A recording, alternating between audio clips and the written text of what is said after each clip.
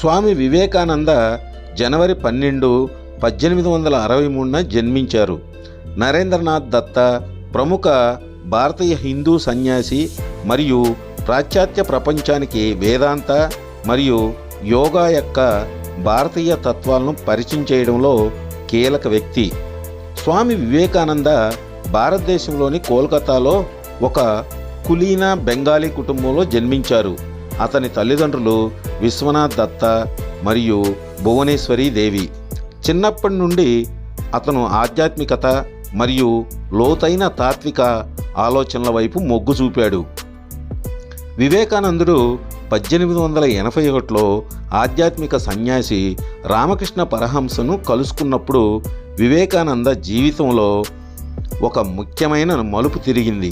రామకృష్ణ మార్గదర్శకత్వంలో వివేకానంద తీవ్రమైన ఆధ్యాత్మిక అభ్యాసాలను లోనయ్యాడు మరియు ఉనికి యొక్క స్వభావంపై లోతైన అంతర్దృష్టిని పొందాడు. స్వామి వివేకానంద 1893లో షికాగోలో జరిగిన ప్రపంచ మతాల పార్లమెంట్లో హిందూ మతానికి ప్రాతినిధ్యం వహించినప్పుడు అంతర్జాతీయ గుర్తింపు పొందారు.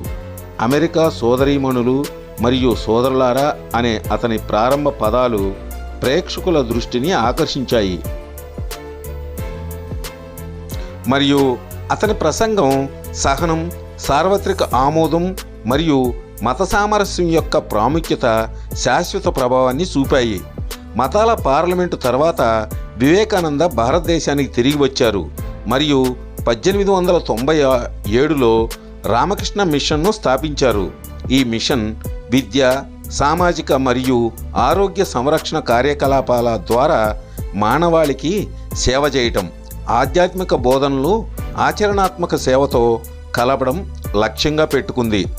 స్వామి వివేకానంద బోధనలు మతం యొక్క సార్వత్రికతను మరియు ఒకరి దైవత్వాన్ని గ్రహించడం యొక్క ప్రాముఖ్యతను నొక్కి చెప్పాయి. పరస్పర గౌరవం మరియు అవగాహనను ప్రోత్సహిస్తూ అన్ని మతాలు ఒకే లక్ష్యానికి భిన్నమైన మార్గాలు అనే ఆలోచనను ప్రోత్సహించాడు. వివేకానంద అనేక సంవత్సరాలు సంచరించే సన్యాసిగా గడిపాడు.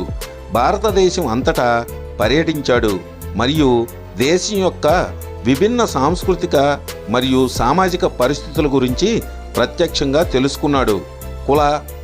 కుల వివక్ష, పేదరికంలో సహా పలు సామాజిక సమస్యలను ఆయన ప్రస్తావించారు. స్వామి వివేకానంద తన 39వ ఏట జూలై 4, 1902న కన్నుమూశారు. ఆయన భౌతిక జీవితం స్వల్పకాలికంగా ఉన్నప్పటికీ భారతదేశం మరియు ప్రపంచం యొక్క ఆధ్యాత్మిక మరియు మేధో దృశ్యంపై ఆయన ప్రభావం తీవ్రంగా ఉంది. వివేకానంద వారసత్వం రామకృష్ణ మిషన్ మరియు వేదాంత సొసైటీ అతని బోధనలను వ్యాప్తి చేయడానికి అంకితమైన సంస్థల ద్వారా కొనసాగుతుంది. అతను ఆధ్యాత్మిక నాయకుడిగా, దేశభక్తుడిగా మరియు ఆధ్యాత్మికత మరియు శాస్త్రీయ విచారణ సామరస్యపూర్వకంగా కలిసి ఉండాలనే ఆలోచన యొక్క ప్రతిపాదకుడిగా గుర్తించుకుంటారు. స్వామి వివేకానంద బోధనలు మిలియన్ల మందికి స్ఫూర్తినిస్తూనే ఉన్నాయి మరియు హిందూ తత్వశాస్త్రం మరియు సార్వత్రిక విలువలను ప్రోత్సహించడంలో ఆయన చేసిన కృషి ముఖ్యమైనది. ఖచ్చితంగా స్వామి వివేకానంద జీవితం,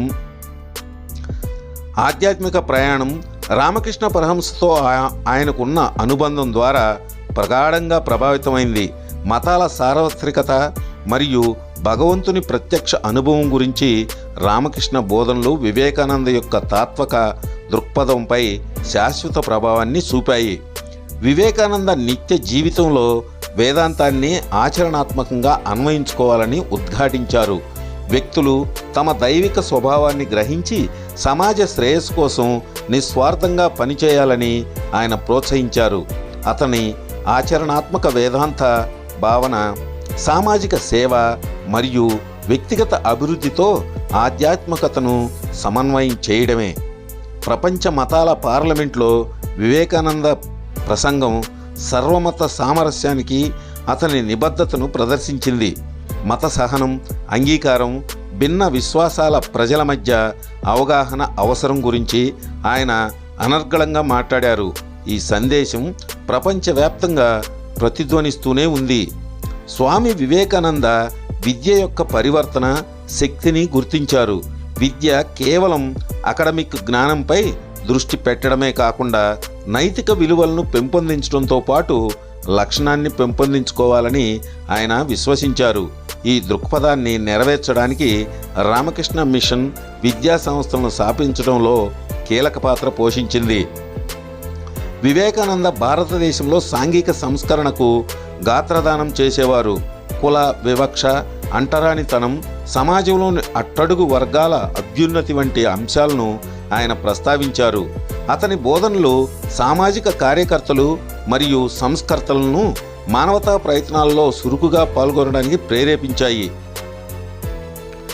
స్వామి వివేకానంద రచనలు మరియు ఉపన్యాసాలు వేదాంత తత్వశాస్త్రంలో క్లాసిక్లుగా పరిగణించబడతాయి.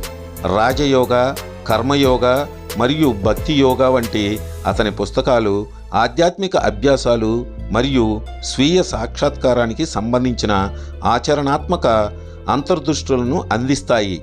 అతని ప్రసంగాలు మరియు లేఖలు అతని లోతైన జ్ఞానం మరియు ఆలోచన యొక్క స్పష్టతను ప్రతిబింబిస్తాయి. పాశ్చాత్య ప్రపంచంపై వివేకానంద ప్రభావం గణనీయంగా ఉంది. అతని బోధనలు విలియం జేమ్స్ అండ్ అడాల్డ్స్ హక్స్లీతో సహా అనేక మంది మేధావులను ప్రభావితం చేశాయి.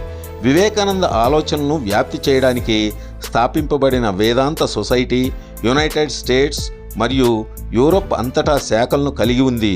తూర్పు మరియు పాశ్చాత్య తత్వాల మధ్య కొనసాగుతున్న సంభాషణకు దోహదం చేస్తుంది. సార్వత్రిక ఆధ్యాత్మికతను సమర్థిస్తూనే స్వామి వివేకానంద కూడా దేశభక్తుడు.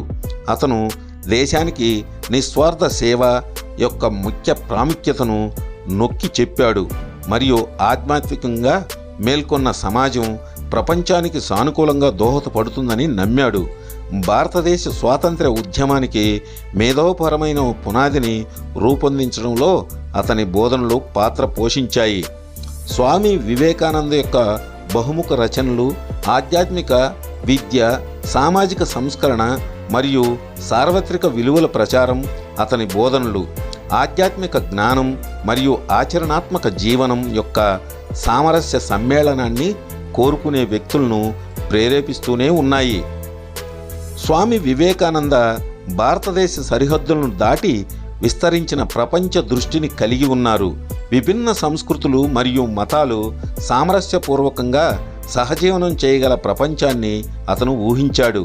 పరస్పర అవగాహన మరియు గౌరవాన్ని పెంపొందించాడు. ఆధ్యాత్మిక సత్యాల సార్వత్రికతపై ఆయన నొక్కి చెప్పడం తూర్పు మరియు పశ్చిమాల మధ్య అంతరాన్ని తగ్గించడమే లక్ష్యంగా పెట్టుకుంది. పాశ్చాత్య దేశాల్లో యోగా మరియు ధ్యానాన్ని ప్రాచుర్యంలోకి తీసుకురావడంలో వివేకానంద కీలక పాత్ర పోషించారు. రాజయోగంపై అతని బోధనలు స్వీయ సాక్షాత్కారాన్ని సాధించడానికి ధ్యాన సాధనను నొక్కి చెప్పాయి. ఒకరి స్పృహ యొక్క లోతులను అన్వేషించడానికి లోపలికి తిరగడం అనే ఆలోచన పాశ్చాత్య ప్రపంచంలోని చాలామంది అన్వేషకులతో ప్రతిధ్వనించింది. వివేకానంద స్థాపించిన రామకృష్ణ మిషన్ మానవాళికి సేవ చేయాలనే ఆయన నిబద్ధతకు నిదర్శనంగా నిలుస్తుంది. విద్య, ఆరోగ్య సంరక్షణ మరియు సహాయ కార్యక్రమాలతో సహా వివిధ స్వచ్ఛంద మరియు మానవతా కార్యకలాపాల్లో మిషన్ చురుకుగా పాల్గొంటుంది. మనిషికి సేవ చేయడమే భగవంతుని సేవపై నొక్కి చెప్పడం ఆధ్యాత్మికత యొక్క ఆచరణాత్మక అన్వయంపై అతని నమ్మకాన్ని ప్రతిబింబిస్తుంది. వివేకానంద వ్యక్తిగత మరియు ఆధ్యాత్మిక అభివృద్ధి ప్రక్రియలో పాత్ర నిర్మాణం యొక్క ప్రాముఖ్యతను నొక్కి చెప్పారు. వ్యక్తులు అర్థవంతమైన మరియు ఉద్దేశపూర్వక జీవితాన్ని గడపడానికి ధైర్యం, స్వచ్ఛత మరియు సమగ్రత వంటి సద్గుణాలను పెంపొందించుకోవాలని ఆయన విశ్వసించారు. నైతిక మార్గదర్శకత్వం కోరుకునే వ్యక్తులకు పాత్ర నిర్మాణంపై అతని బోధనలు స్ఫూర్తినిస్తూనే ఉన్నాయి. స్వామి వివేకానంద ఆధ్యాత్మిక ప్రజాస్వామ్యం అనే పదాన్ని రూపొందించారు. ప్రతి వ్యక్తి వారి నేపథ్యం లేదా సామాజిక స్థితిలో సంబంధం లేకుండా వారి దైవిక స్వభావాన్ని గ్రహించగల సామర్థ్యాన్ని కలిగి ఉంటారని, తన ఆలోచనలను వ్యక్తీకరించడానికి ఆధ్యాత్మిక ఎదుగుదలకు మరియు స్వీయ సాక్షాత్కారానికి అందరికీ సమాన అవకాశాలు ఉన్న సమాజం కోసం ఆయన వాదించారు. అది ఫ్రెండ్స్, ఇంకో పార్ట్లో మళ్ళీ కలుద్దాము. అప్పటి వరకు సబ్స్క్రైబ్ చేయండి, షేర్ చేయండి, లైక్ చేయండి, కామెంట్ చేయండి. Bye bye.